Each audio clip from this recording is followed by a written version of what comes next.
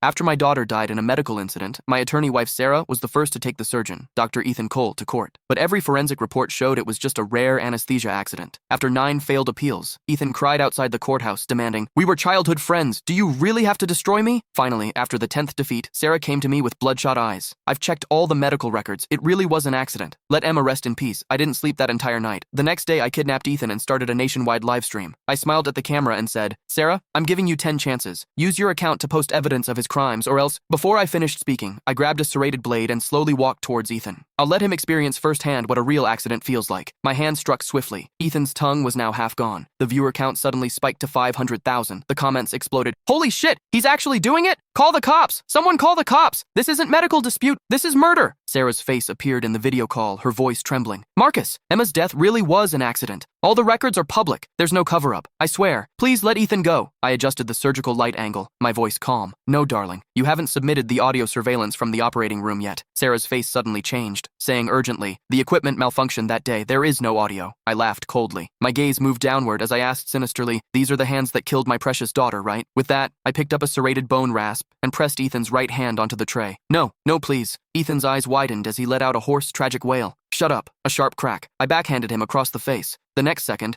everyone watching felt their scalps tingle. I stared at this carnage, the corner of my mouth curling into a cruel, cold smile. "You've already missed your first chance. Sarah, post the evidence or he won't be keeping his other hand either." Sarah stared at the camera, her face deathly pale. "Stop. Please stop. Marcus, I'm begging you to let him go. It's my fault. I didn't take good care of Emma. It's all my fault. But Emma's surgery really was an accident." She knelt in front of the screen, continuously bowing and kowtowing to me. The viewers were furious. They said it was an accident. Why is he forcing Attorney Blake to find evidence? She's already done everything she could. Everyone grieves when a child dies, but that's no excuse to go crazy and kill someone. The comments scrolled frantically, filled with criticism and accusations. I coldly scanned those words, my heart completely barren. A month ago, my 6-year-old daughter Emma, so lively and adorable, was sent to the hospital for just a small cold and cough. But the attending physician, Dr. Ethan Cole, sent her into the operating room, said they needed to do more detailed examinations. But when they wheeled her out, she was already a cold, blue corpse. Her body was horrific to look at. When my wife Sarah found out, she immediately used all her connections to sue Ethan and request the most detailed autopsy. But every report showed it was an accident. Even my wife, who loved our daughter most, finally bowed her head and accepted fate. But I refused to accept it. Since no one was willing to tell me the truth, I would seek justice for my daughter myself. My gaze swept across the instrument tray and finally settled on a running cranial drill. "Sarah, you've already wasted one chance. For the second time, do you really want to watch your childhood sweetheart lose her eye? Enough." Sarah slammed her fist into the screen, screaming hoarsely, I'll tell